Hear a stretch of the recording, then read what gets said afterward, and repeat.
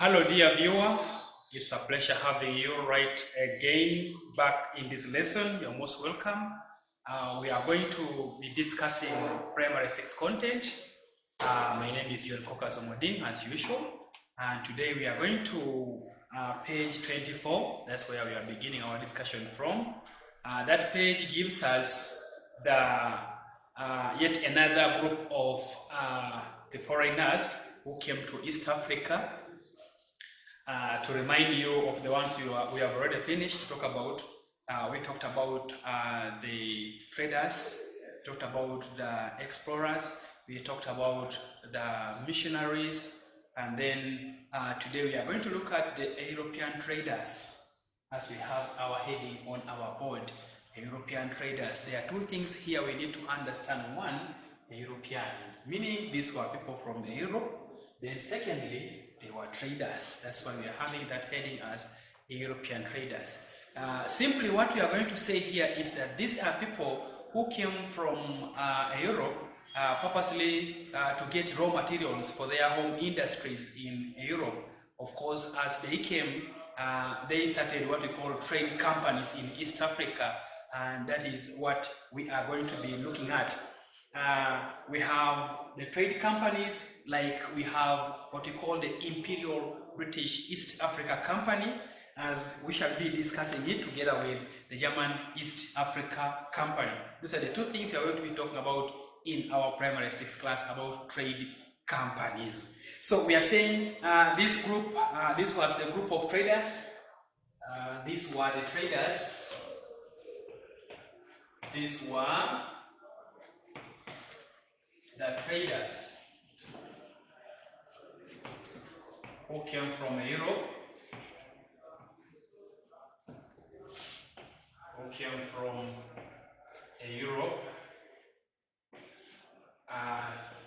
get raw materials,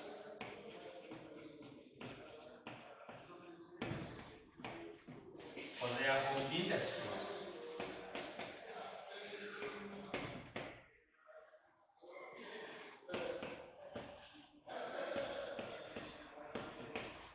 This came as a result of what we term as industrial revolution.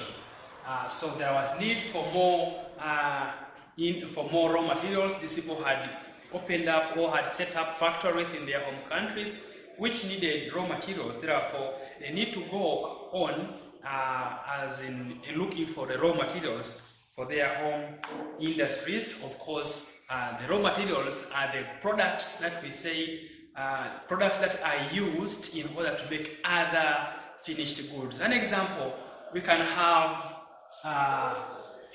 cotton as a raw material, and then at the end of it all, cotton will be used to make a cloth. So cotton becomes a raw material, while the cloth becomes a finished good or a manufactured good. That is what we mean by that. We can also add another one, like we can have sugar cane. Sugar cane is a raw material which can be processed into sugar, and they make sugar. So the sugar becomes a finished good, while sugar cane is a raw material. So that's what we mean by raw materials, items which are used to make other products. Now, we are going to look at the formation of trade companies. We are saying they formed the trade companies to help them achieve trade companies. For example, we are going to have what we call the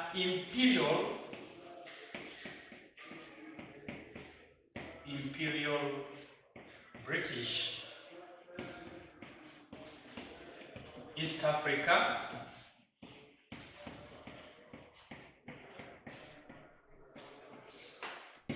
not African, East Africa Company. This is what we write in short as IBECO. So this is the trade company we are going to be looking at. Then after this, we shall also be looking at what we call the German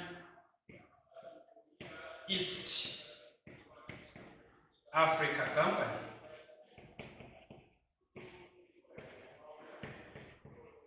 Still we have here Africa, not African. This is what we can write. This is what we can write in short as GECO.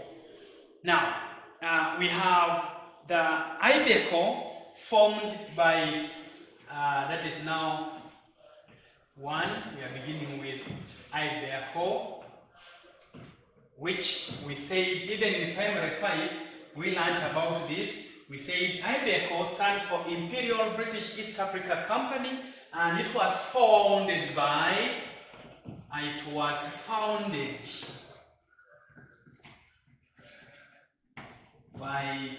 Sir William Mackinnon.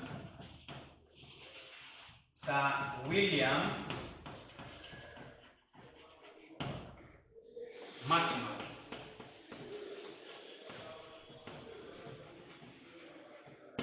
That is in 1888. 1888, sorry.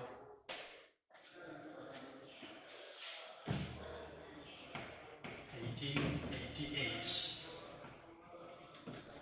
So that is that's about the Imperial British East Africa Company. It was founded. To found means to start up something. So we are saying it was William Mackinnon who founded that company, that trade company that we call the Imperial British East Africa Company. This, as we see, British, which means it was the company which was to run East African countries on behalf of Britain, that is representing Britain. So we have it formed by Sir William Mackinnon. We are going to look at the objectives or reasons as to why the IBECO was formed. Of course, the first reason we have said this was a trade company, which means it was formed to promote trade aims, which we can also call objectives of IBECO.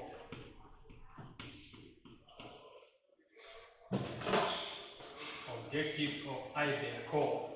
We are looking at reasons as to why the Imperial British East Africa Company was founded. One, we have said to promote trade in East Africa, and mainly we are looking at Kenya and Tanzania. And then apart from to promote trade, it was also founded to administer. This administering is what we can term as to rule Uganda and Kenya, that is on behalf of the British government. Then lastly, this IBECO was also founded to protect missionaries.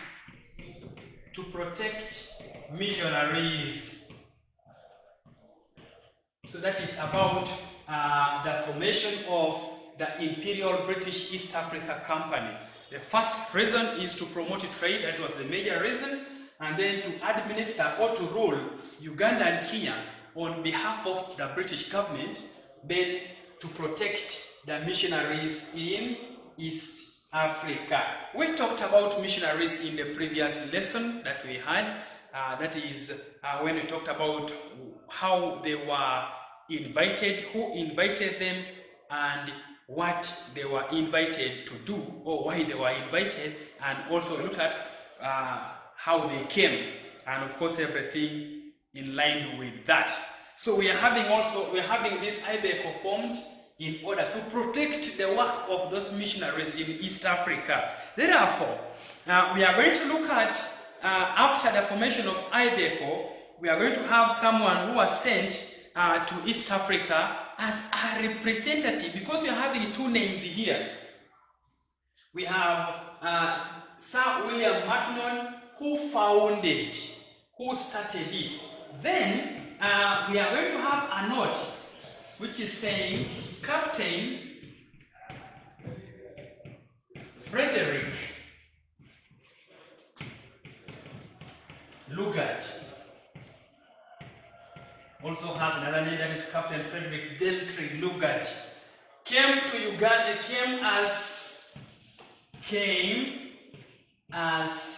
was sent to East Africa. Lugard was sent to East Africa as a representative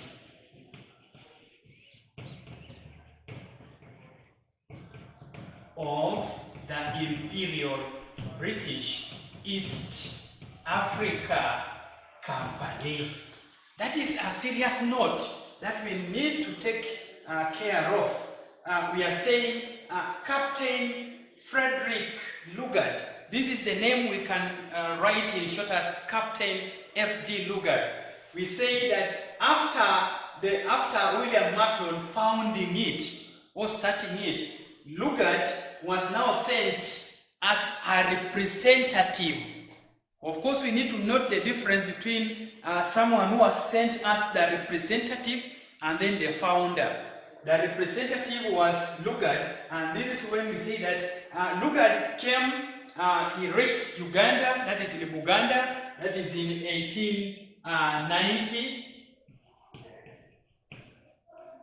That is in 1890. That is, and he signed an agreement with the king of Buganda, and that was Kabaka Mwanga. So we are going to look at the 1890 Buganda Agreement. This is missing in your book. You are going to get a pen and you add this information. This agreement was signed between Captain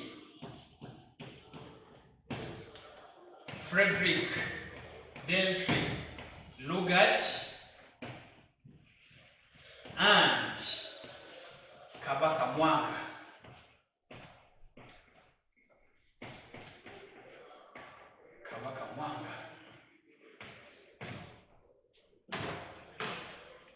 So we are going to look at this agreement. We have always a misconception in that whenever we hear of Uganda Agreement, we run to 1900, which means today we need also to realize that there are also other agreements which were signed in Uganda, not only the one which was signed in that year 1900. So we have, before that we have the 1890 Buganda Agreement, which we are saying this agreement was signed between Captain Frederick Lugard and Kabaka Mwanga. And Lugard was sent because of the threat that was brought about by the Germans. Remember, when you look at colonization of East Africa, we had mainly two countries competing. We had Germany, and then we had Britain struggling or competing for these East African countries. And we shall be able to say that Karl Peters, that is Dr. Karl Peters, was sent from Germany, and he was from Germany, meaning he was working for the German government. He had come to Uganda, and when Britain realized that Peters was in Uganda, of course they realized it was a big threat to them. Therefore, they had to send Lugard as a representative of that IBECO. That is the company that we are talking about here.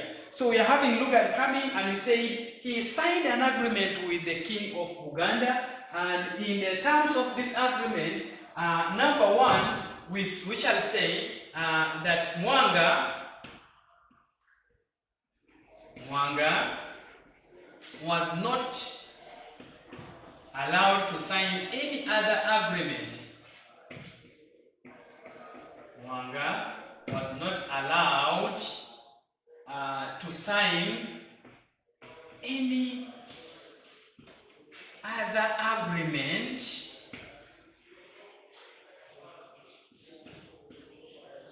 with any other foreign country.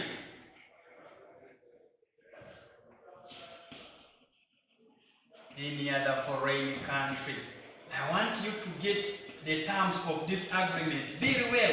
Leave alone the other ones of the 1900 Buganda Agreement. We are saying the first one is the King of Buganda, that is Kabaka Mwanga, was not allowed to sign any other agreement with any other foreign country except Britain. So in other words, as I have told you, that they had seen Karl Peter sent to Uganda. Therefore, they realized it was a threat. So for them to block Germany from going ahead, as in getting maybe interest or maybe ruling Uganda, they had to sign an agreement with the Kabaka in that the king was not now allowed to sign another agreement with any other foreign country apart from only Britain. Number two, the king, or we shall say Britain,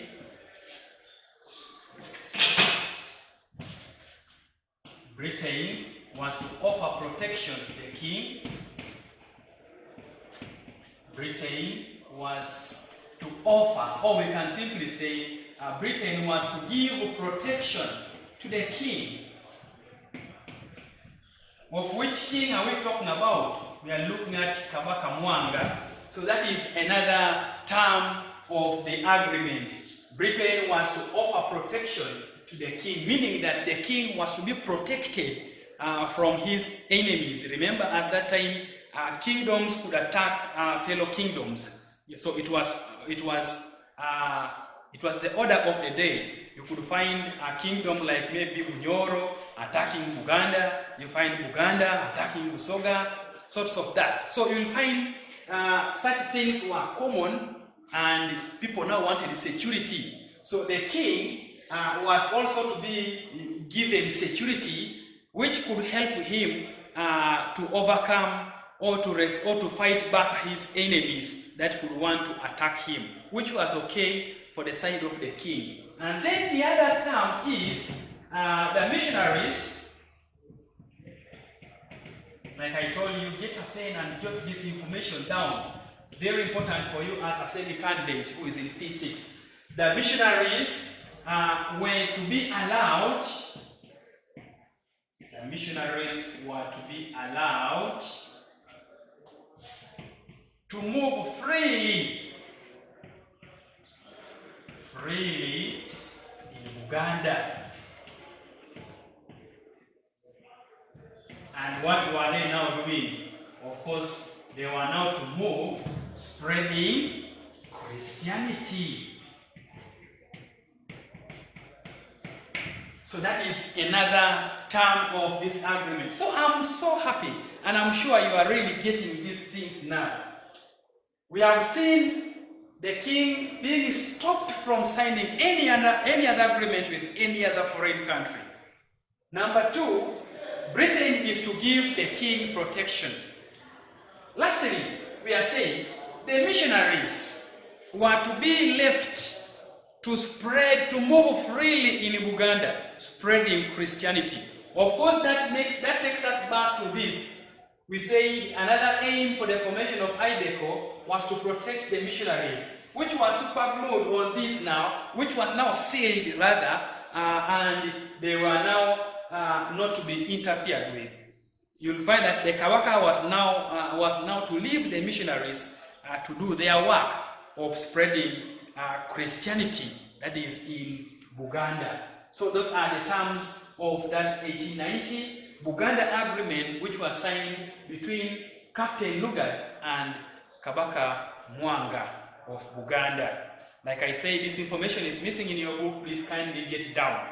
Now, this is where we say in primary 5 that after Lugard signing an agreement, he went and raised the company's flag and established the headquarters at Old Kampala, where he raised the company's flag. That is the flag of IBECO. And we say that that one now was to symbolize, or it was to signalize that Uganda was being ruled under IBECO. That is about the raising of the flag. So Captain Lugard raised the company's flag, and we said he also met Omukama Kasagama, who was chased away from his kingdom, that is Toro Kingdom, by Omukama Kabalega of Bunyoro. And we say that he helped Kasagama to put him back to his throne. That's what we call to restore him back to his throne. And then we have Lugard going back. So that is about Captain Frederick Lugard. Now, we are going to continue looking at the work of the Imperial British East Africa Company, whereby we say that later on, the Ibeco ran bankrupt and was now planning to withdraw its services from East Africa. So we are having Ibeco ran bankrupt, and we are having reasons why the Imperial British East Africa Company ran bankrupt.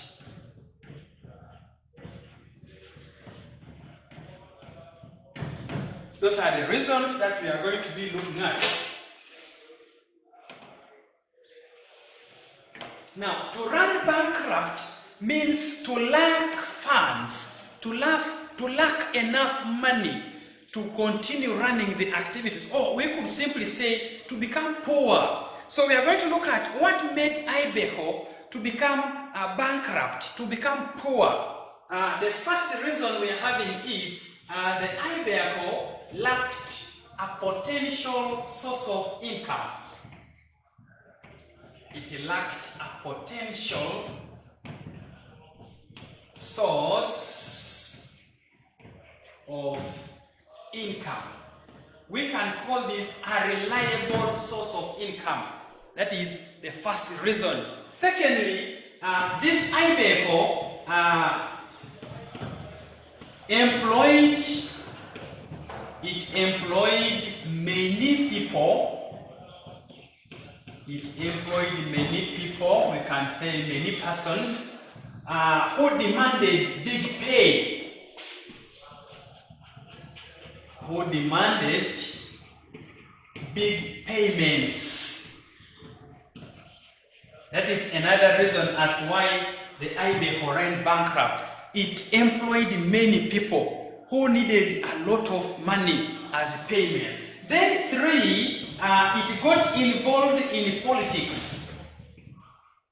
The Ibeco got involved in serious politics, which were costly.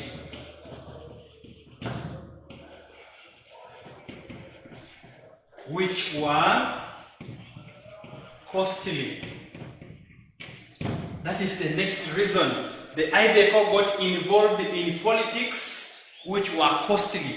Then lastly, the Ibeco got involved in stopping rebellions. It got involved in stopping riots or rebellions in Uganda, in East Africa, and this made the Ibeco to run bankrupt. It made it to lose all the money, all the funds it had, and therefore it became poor, unable to continue running its activities. Therefore, we shall say that as Ibeco was now planning to withdraw its services from East Africa, we are having a name that is Bishop Alfred Tucker. Bishop Alfred Tucker requested for more funds from the Ibeco. Requested for more funds from the Church Missionary Society. In Primary 5, we talked about the Church Missionary Society. This was the organization which sent the first group of missionaries to Uganda. That is when we are talking about Uganda in P5. and that was the group of the Anglicans. So there is something we are going to understand here. When Ibeco ran bankrupt, it was now planning to withdraw or to end its operation, its activities in East Africa. However, Bishop Alfred Tucker requested for more funds from the Church Missionary Society to keep Ibeco running. And what we shall say is that the Church Missionary Society accepted to give more money, more funds to the Ibeco, and it kept on again working. Now, we are going to ask ourselves a question. Why did the Ibeco accept to give money?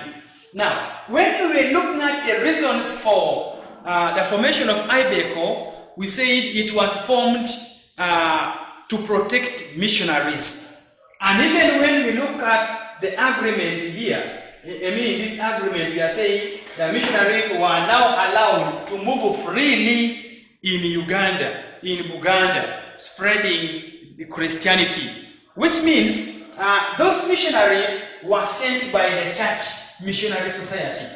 Now, it became easier for the Church Missionary Society also to give a helping hand because the Ibeco was protecting their missionaries. That is why the Church Missionary Society accepted to give more funds to keep Ibeco running. It's because the Ibeco was protecting the what? The missionaries in East Africa. That is about the Ibeco. Then we go to what we call the German East Africa Company. This is the one we are going now to talk about. We are done with the Imperial British East Africa Company. We are saying this was a trade company which was founded by Dr. Karl Peters from Germany, and it was now founded to rule Tanganyika, that we call today Tanzania, on behalf of the German government. Which means as Ibeco was running or was ruling Uganda, Kenya, we had the GECO, German East Africa Company, running or ruling Tanganyika, that we now call Tanzania. And of course, we say that Karl Peters signed treaties with the local kings and chiefs, and he appointed some people to help rule Tanganyika on behalf of Germany. Those are the four we call the Jumbes and the Akidas. So, we have the same reasons for the formation of the German East Africa Company as the very reasons for the formation of the Imperial British East Africa Company. So that is about the formation of these trade companies. We have talked about GECO, formed also to promote trade, that is in Tanzania now, and then to rule Tanganyika on behalf of Germany. Now, from that now we are going to look at the colonialists in East Africa. That is our next item of discussion. We have colonialists in East Africa. That one is now following the European traders as another group of foreigners that came to East Africa. Now, these colonialists, we can also call them the administrators, which means these are people who came purposely to administer or to rule. We can also call them the rulers of East Africa. Of course, we are meaning the ones who came from Europe. Mainly we are saying a colonialist is a person who goes out of his country to another to rule on behalf of his or her country. Which means here we are going to look at the people who came and they ruled these East African countries. And of course we have the famous names. We have already talked about Captain Frederick Lugard, that we say he came to represent the trade company which was also founded to rule East Africa, that is Uganda, Kenya, on behalf of Tanzania, on behalf of Britain. And then we have also Dr. Karl Peters. We talked about Karl Peters, that is forming now the German East Africa Company to rule Tanganyika on behalf of Germany. So these are the people we are talking about. Then in primary 5, remember we talked about Sir Gerald Poto, that we said he was sent to Uganda to study the political situation of the country. That is to make a report on how Uganda was to be ruled. And we say that in the report he made, he recommended that Uganda was to be ruled as a British protectorate. I believe you still remember that lesson that we had in our primary 5. So we are going to have these names. One, we are having Dr.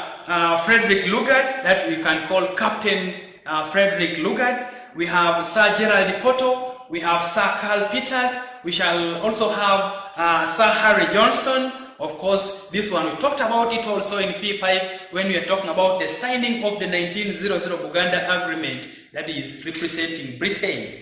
And then we have Colonel Henry Colville, that we say in primary 5 that he managed to bring Bunyoro by force. That is after fighting and defeating Omukama Kabalega and Kabaka Mwanga, respectively. So we are going to the first one, that is Dr. Karl Peters, that we are saying he had founded the German East Africa Company, that is in 1885, and he helped to establish the German rule in Tanganyika, that we call today Tanzania. And we also have it extended to Rwanda and Burundi. Next, we have Sir William Macnon, that we are saying William Macnon founded the Imperial British East Africa Company. That was a trade company which was helping, which helped to rule Kenya and Uganda on behalf of Britain. And then we have Captain Frederick Lugard, that we say he was now sent as a representative of the Imperial British East Africa Company. We have looked at how what he did, that he signed an agreement with the Kabaka of Uganda, and then he raised the company's flag, that is at Old Kampala, which was a sign that Uganda was under the protection of Britain. And then we have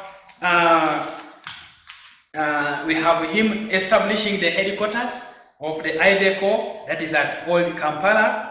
And of course, he is the one who introduced or who started what we call indirect rule in East Africa.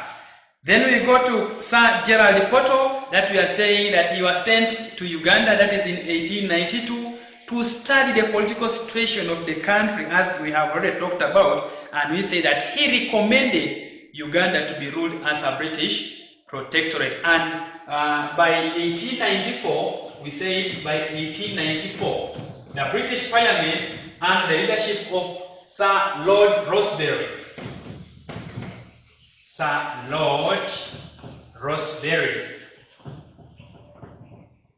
recommended Uganda as a British protectorate, recommended Uganda to be ruled as a British protectorate. There is something that we must understand here. We have Sir Gerald Poto recommending, he recommended Uganda as a British protectorate. Then we have Sir Lord Rosebery declaring, that is the one we can use here. So we have Sir Lord Rosebery declared Uganda as a British protectorate.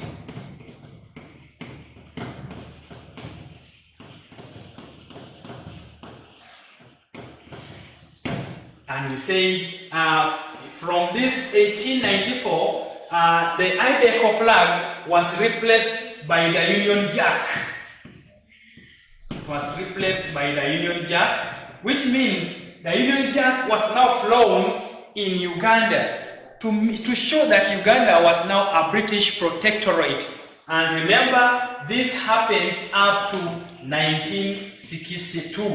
That is 9th October. Now, if someone asks you what then happened in Uganda, that is on 9th October 1962, remember this is now the time, this is the date when Uganda got her independence. So what we shall say is that this is the day when this Union Jack was now lowered, and then the flag for Uganda that is used up to now, that is the one we call the Uganda national flag. The Uganda national flag was now raised in Uganda for its very first time, and we said this one was done by Major Kanuti Akoremo, while the Union Jack was lowered by Sidney Small. That is all what we must have talked about in the previous lesson. We go to Colonel Henry Colville. Colonel Henry Colville. We are saying he was the first British commissioner to Uganda, that is in 1894, and we are saying he signed the Protectorate Treaty that confirmed Uganda as a British protectorate in 1894, and we say by 1894 Uganda became a protectorate of the British. We have Sir Harry Johnson, who came, that is in 1889. And of course, remember, this is the very person that we say a year later, that is in 1900, he now signed an agreement with Buganda, and we say the agreement was to be signed by the king. Unfortunately, we say the king was too young to sign the agreement. Therefore, the king was given the representatives that we call regents, and that is none other than Kabaka Daudi Chwa. And we have the regents, that is Sir Apollo Kagwa, helping him to sign that agreement on behalf of the Kabaka. We have the reason for the coming of the colonialists. Of course, the first reason we should have in our mind is that these are administrators, these were the rulers, so it means they came to rule East Africa. Secondly, they wanted also raw materials for their home industries, and then they wanted to get areas where they could invest in their surplus, to open up their businesses, to invest in their surplus, and also to have a place where they could settle their unemployed people, their excess population. And then, of course, also we have looking for market for the goods that were manufactured from their home industries. From that we go to page 28, which gives us the effects of the coming of the colonialists. These effects, we are going to look at them in two. One, good effects, two, bad effects. Good effects, remember, we always call them the positive effects. Then the bad effects, we call them the negative effects. Which are the good effects? The first one says, these people introduced modern methods of farming. They introduced new system of administration, which means the people they worked with. Remember we said for us in Uganda mainly they used indirect rule, meaning they were working hand in hand with other locals. So at the end of it all, you shall find that even the people learned leadership skills from them. The local leaders in East Africa were able to copy the systems of administration or ways of administering people or leadership skills in the common understanding from these people. Then these people also introduced some crops. For example, when we talk about cotton, the first growing cotton seeds introduced by Kenneth Borap, and also they encouraged the people to grow these cash crops. Remember, this was a way of helping people to get money that they were to pay as a tax. And then we also have introduction of new languages. For example, we are using English right now. It's because of these colonialists. We say, for us in Uganda, we use English. Reason being, Uganda was once ruled by the British who used it. So that was another positive effect. Remember, Uganda does not have a national language, meaning if we did not have English, then it will be very difficult because I will not be able to understand your mother tongue. you will not be able to understand my mother tongue too. So you'll find that communication will be very difficult, but now because of English, it is now mediating, it's making us possible to understand each other, which I believe you are right now. And then we have also these people introducing modern education, that is Western education. That is the one we call formal education. Remember, this formal education came and replaced, it replaced in the other informal education that was happening in East Africa or in Africa as a whole. And then also they introduced the idea of developing transport and communication lines. When you look at these administrators like Sir Hesketh Bell, when he was a governor, he said he linked the railway line from Jinja to Namasagari, that is to ease the transportation of cotton. These administrators built roads, so they improved on the transport network in East Africa. And then also they empowered some African leaders, some African natives, meaning giving them the authority, and like I say, the Africans were now able to learn leadership skills from them. And then lastly, they helped in settling some disputes which were there between communities. Remember, I told you that before then we could have communities in Uganda attacking fellow communities. You could find one kingdom attacking the other, which was now stopped by these people, and today people are now peaceful. We can now live peacefully regardless of those background issues. Those were the good effects. Now we are going to the ones whereby their coming was not good. Number one, we are saying they set up or they fixed new boundaries which caused issues. In primary 5, we're looking at the evolution of Uganda's boundaries, whereby we say before the British fixing borders, putting borders where they are today, Uganda was once a very large country.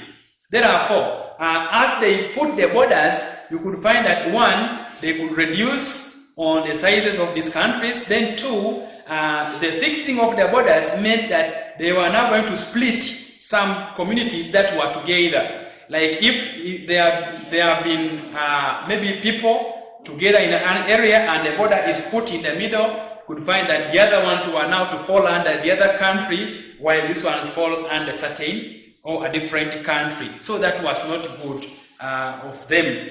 Secondly, they brought in resistances. Remember, we had people who did not accept to work with them. We talked about Omuka Makabalega in our primary 5. We talked about Kabaka Mwanga staging a resistance. We talked about Chief Hawich staging the Nyangire rebellion. So such things, you could find that it made lives to be lost. Remember, in any war, in any rebellion, it means people are going in for a war. There is death expected. So they caused rebellions that made people to die. We are now in primary 6. We are going also to look at other rebellions that were staged in East Africa. The ones I've mentioned are the ones we talked about in primary 5. We are also going to hear about the Mau Mau rebellion. We shall talk about the Abushiri rebellion. We shall talk about the Hehe rebellion. We shall talk about the Majimaji rebellion. All those ones were in East Africa. Time will come for us to understand them well. And then also, these people led the collapse of the African industry as they now introduced their goods. And of course, we can't forget talking about exploiting resources in East Africa. Their coming led to the exploitation of resources in East Africa. They also undermined. So we have another negative effect, that is these colonialists undermining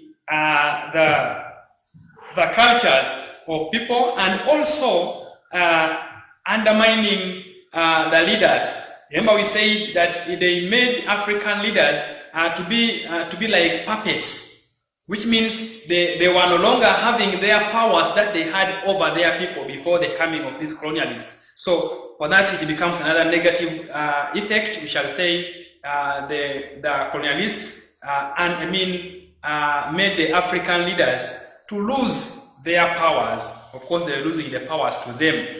And for that, it takes us to the last heading that we have on that page 29, which is about problems that these colonialists faced. Now, we look at problems that the colonialists faced, whether in Uganda, Kenya, Tanzania, Rwanda, Burundi, all that is East Africa. Now, one, these colonialists lacked potential source of income, as we talked about on the other IBECO. We said it had run bankrupt, which means it became a challenge to the administrators. Two, they had a shortage of manpower.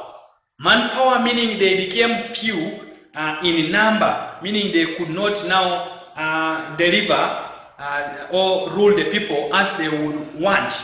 And then we have other problems like language barrier, that is language difficulty. Remember, these people were from Europe. They did not know the local languages which were spoken in East Africa. And that's the reason as to why we say that they decided to use systems like indirect system of using other local leaders to work with them, getting collaborators such that those people could now help translate the languages such that they can communicate to the local people. So there was that problem of a difficulty in communicating. We call it language barrier. And then we also have a problem of poor network by that time, poor transport and communication network. That's how we can bring it, which was also a problem to them. And then we cannot forget to talk about hatred. Remember, we say there were those people who refused to work with these colonialists. We call them the colonial resistors, or we can call them resistors in general, which means we are looking at people who refuse to work together with them, and as a result they gave them a hard time.